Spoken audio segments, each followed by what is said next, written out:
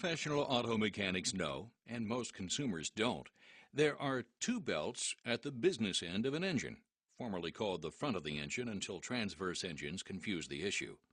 There's usually a visible serpentine belt on the accessory drive, and behind a protective cover, an invisible timing belt on the timing drive. This explains how the timing belt has become known as the forgotten belt. Of course, if the timing belt is forgotten for too long, the vehicle will eventually come to a standstill, an event heralded by noise that could be anything from a few backfires to fracturing metal sounds. The technical name for an engine making fracturing metal sounds is an interference engine. When a timing belt breaks, the split-second synchronization of engine parts is lost. When this happens, the design of these engines allows the valves in the cylinder head to interfere with the piston. When these hardened steel parts, moving at high RPMs, interfere with each other, it's not good. Valves can be bent or even broken off, possibly damaging the piston, cylinder, and often the crankshaft, severely damaging the engine. This potential damage and the resultant expensive repair is why it's important to check and follow the manufacturer's recommended replacement interval for the timing belt. Chances are good that your vehicle has an interference engine, since 70% of vehicles equipped with timing belts have them. But even if you don't have an interference engine, it's no fun when a timing belt breaks, prompting a costly and inconvenient tow. The best idea is to change the timing belt when indicated in the owner's manual. The typical manufacturer's interval for replacement is 60,000 miles or 96,000 kilometers.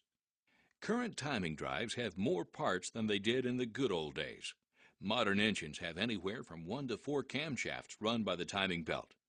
Timing drives often have an automatic tensioner to maintain optimum tension on the belt at all times. More than 50% of today's vehicles also have the water pump driven by the timing belt.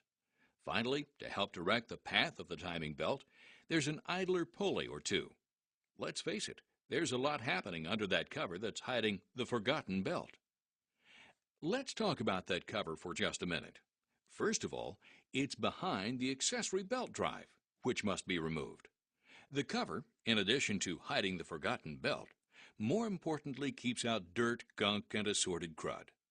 The downside to this is that its position at the business end of an engine makes it difficult to access and remove in order to change the timing belt. Looking at our timing drive once more, let's revisit the tensioner, water pump, and idler pulleys. These hardware parts have been running for as long as the timing belt, say 60,000 miles, under the same, often extreme conditions. These few hardware parts are not that expensive. In fact, their cost is negligible compared to the labor cost of removing everything necessary to gain access to the timing drive. That's why many manufacturers recommend that the hardware items be replaced along with the timing belt.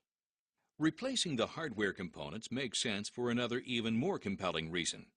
If the hardware is not replaced with the belt, the life of the newly replaced timing belt can be reduced by as much as 50%, a costly and needless expense, especially with interference engines.